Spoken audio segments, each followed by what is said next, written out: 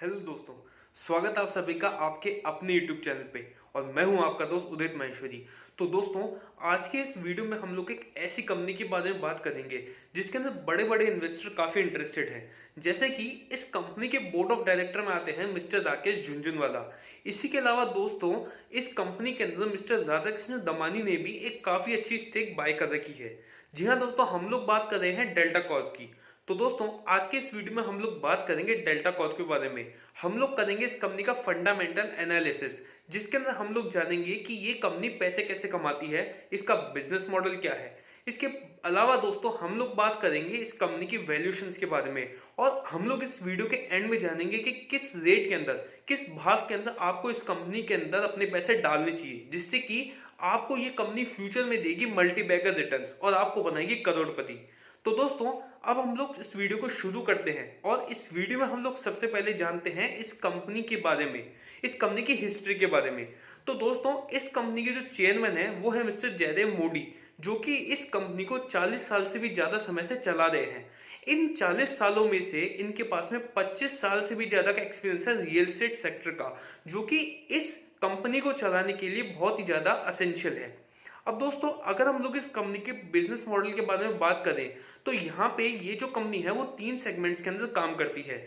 इसमें पहला सेगमेंट आता है कसिनो गेमिंग का, दूसरा आता है ऑनलाइन स्किल गेमिंग का, और तीसरा आता है इनका हॉस्पिटैलिटी का सेगमेंट। अब दोस्तों, अगर आप लोग यहाँ पे इनका प्रोडक्ट का ब्रेकअप देखेंगे, तो कसिनो गेमिंग से आता है 77%, ऑनलाइन स्किल गेमिंग से आता है 17%, और हॉस्पिटैलिटी के सेगमेंट से आता है सिर्फ 6%। और यहाँ पे दोस्तों, मैं आप लोग को एक बात बता दूं, जो मैनेजमेंट ने भी कही थी कि ये जो कंपनी है वो कसिनो गेमिंग और ऑनलाइन स्किल गेमिंग के सेगमेंट में काफी ज्यादा इंटरेस्टेड है, हॉस्पिटैलिटी के अंदर वो इतना इंटरेस्टेड नहीं है। इसीलिए कंपनी जो है हॉस्पिटैलिटी के सेगमेंट में बहुत ही कम ध्यान देती है, और कसिनो गेमिंग और ऑनलाइन स्किल गेमिंग के सेगमेंट में ये जो कंपनी है काफी ज्यादा ध्यान दे रही है, क्योंकि फ्यूचर के अंदर जो ग्रोथ आने वाली है वो इन्हीं दोनों सेगमेंट से आने वाली है। अब दोस्तों, सबसे पहले हम लोग डिस्कस करते हैं इनके कसिनो गेमिंग के बारे में। अब कसिनो गेमिंग में दोस्तों, जैसा कि आप स्क्रीन पे देख सकते हैं, इस कंपनी के पास में एट प्रेजेंट 6 जगह पे कसिनो गेमिंग का प्लेटफॉर्म है। यहाँ पे इन 6 में से जो 4 कसिनो गेमिंग के प्लेटफॉर्म है वो है इनके गोवा के अंदर, एक है इनका सिक्किम के अंदर, और बचा हुआ जो एक है वो है इनका नेपाल के अंदर, जो इन्होंने भी रिसेंटली स्टार्ट किया था। अब दोस्तों, गोवा के अंदर जो 4 कसिनो गेमिंग के सेगमेंट है, उसमें पहला आता है डेल्टिन रॉयल। ये एशिया का लार्जेस्ट ऑफशोर गेमिंग वेसल है, और इसके अंदर 5 ऑपरेशनल डेक है। और दोस्तों, इसके अलावा जो नेक्स्ट है वो आता है डेल्टिन जैक। ये भी एक ऑफशोर साइट है। इसके अंदर जो इनके पास में ऑपरेशनल डेक है वो है 4।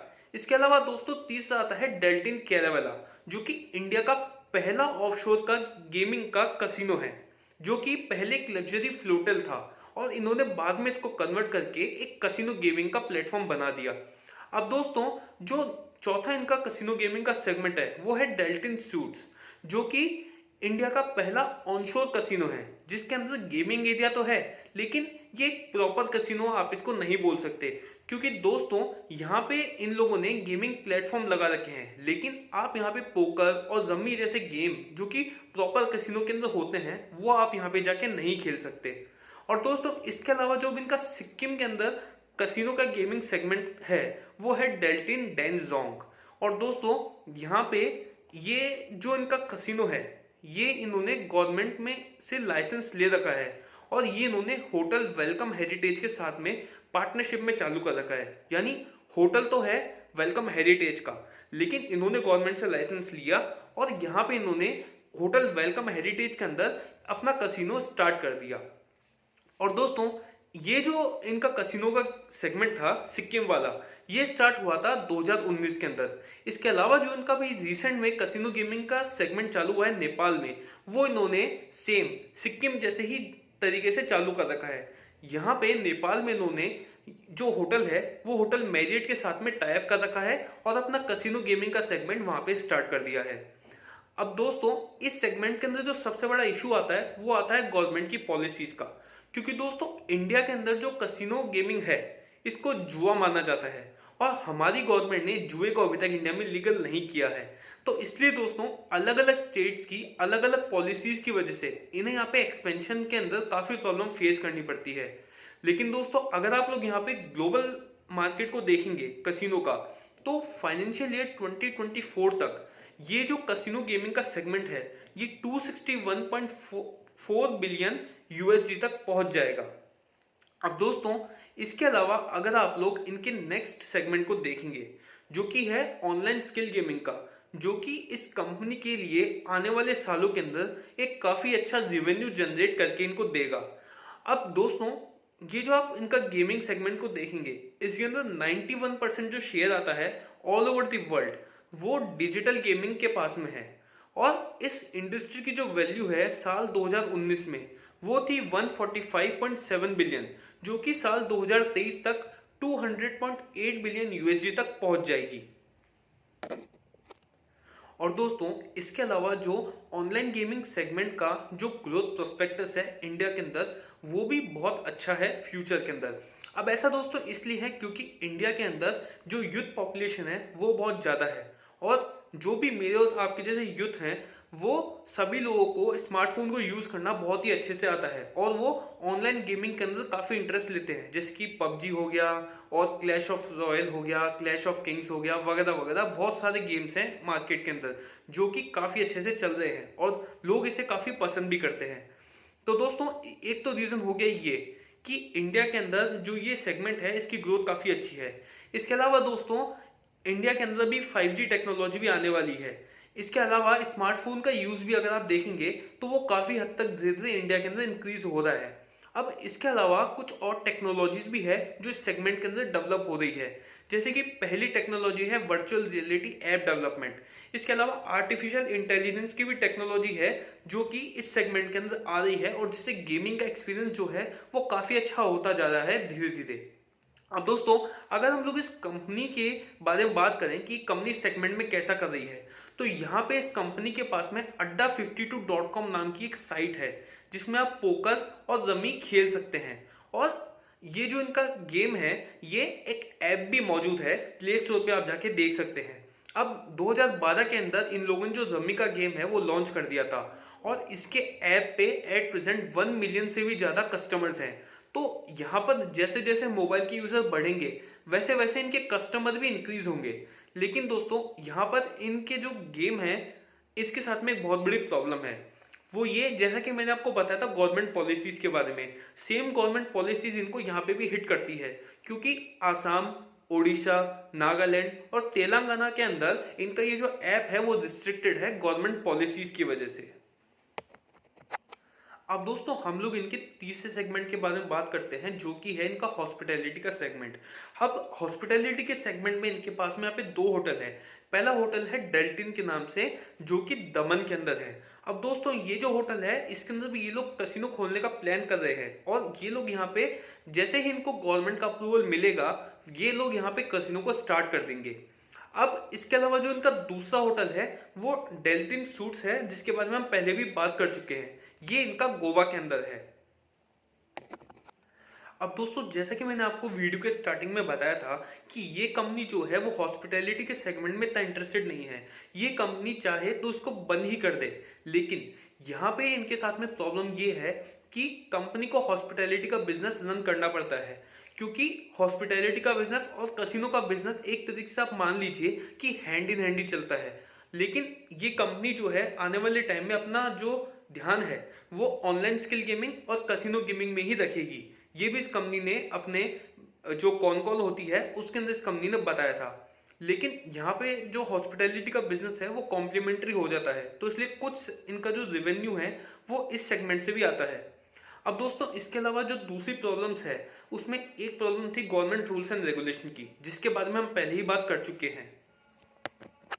और इन गवर्नमेंट पॉलिसी की वजह से ही इनके जो गोवा के जो कसिनो के साइट्स हैं वो ऑफशोर पे हैं और वहीं सिक्किम में पॉलिसीज फेवरेबल थी तो इसलिए वो ऑनशोर साइट है इनके पास में। अब इसके अलावा जो इनका ऑनलाइन गेमिंग का बिजनेस है इसके अंदर भी इनको काफी अच्छा खासा कंपटीशन फेस करना पड़ रहा है। जैसे कि एग्जांपल के तौर पे पेटीएम गेम्स की अगर हम बात करें तो पेटीएम गेम्स भी काफी अच्छा कर रहा है और पेटीएम गेम्स के जो हैं 5 मिलियन से भी ज्यादा डाउनलोड हो चुके हैं। और इसके अलावा दोस्तों इंटरनेशनल प्लेयर्स की भी इंडिया के अंदर भी एंट्री हो रही है। और दोस्तों इसके अलावा जो कोविड-19 आया था, इसका भी इम्पैक्ट इनके कसिनो और इनके हॉस्पिटैलिटी बिजनेस पे काफी अच्छे से आया था। लेकिन कोविड-19 के अंदर इनका जो अड्डा 52 का पोकर था, इसके अंदर ट्रैफिक काफी ज्यादा इंक्रीज हो गया था और इसका इम्पैक्ट आप इनके रेवेन्यू डिस्ट्रीब्यूशन में भी देख सकते हैं।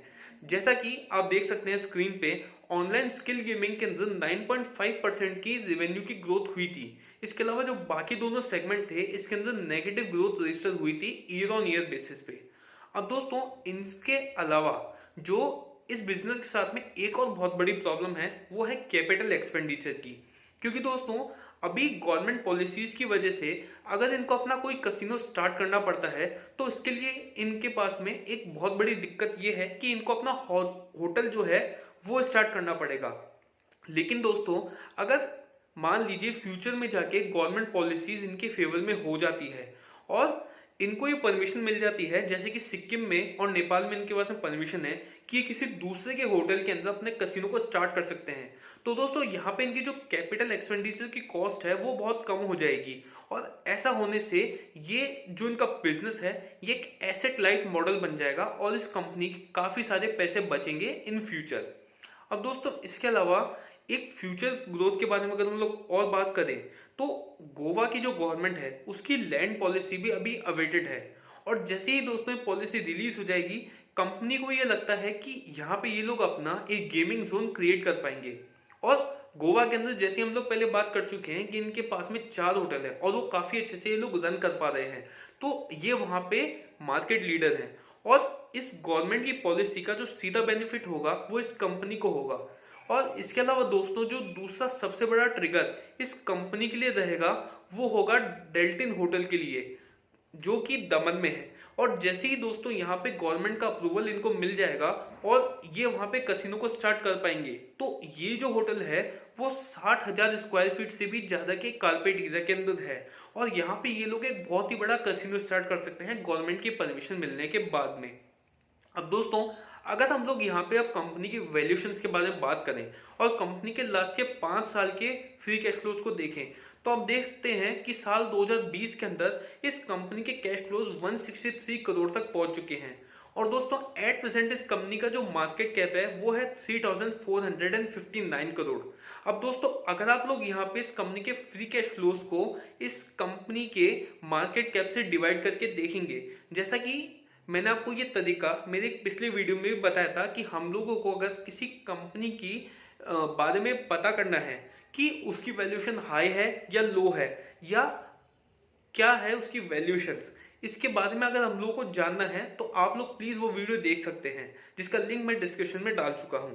अब दोस्तों अगर हम लोग इस कंपनी की वैल्यूएशंस के बारे में बात करें, तो यहाँ पे वैल्यूएशंस अभी थोड़ी हाई है, क्योंकि जैसा कि आपने मार्केट कैप और कैश फ्लो का अगर आप डिवाइड करके देखेंगे तो ऑलमोस्ट 15 से 20 गुना ये कंपनी अभी चल रही है।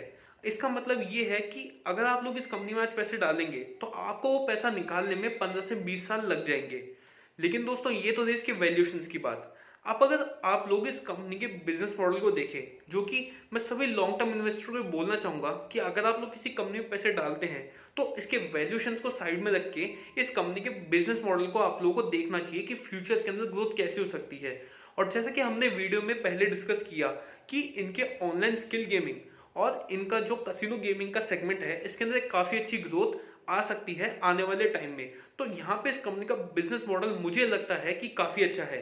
और अगर आप लोग इसके फ्यूचर को देखेंगे, ऑनलाइन स्किल गेमिंग के फ्यूचर को, तो वो काफी अच्छा होने वाला है आने वाले टाइम में। इसके बारे में मैं आपको वीडियो के स्टार्टिंग में बता चुका हूँ। तो मेरा ओपिनियन ये है दोस्तों कि अगर आप लोग लॉन्ग टर्म के लिए निवेश करना चाहते हैं तो आप लोग प्लीज इस कंपनी में पैसा डालिए। तो ये था दोस्तों मेरा ओपिनियन, और उम्मीद करता हूं दोस्तों ये वीडियो आपको अच्छा लगा होगा। तो प्लीज इस वीडियो को लाइक करना, शेयर करना और चैनल को सब्सक्राइब करना ना भूलें। धन्यवाद।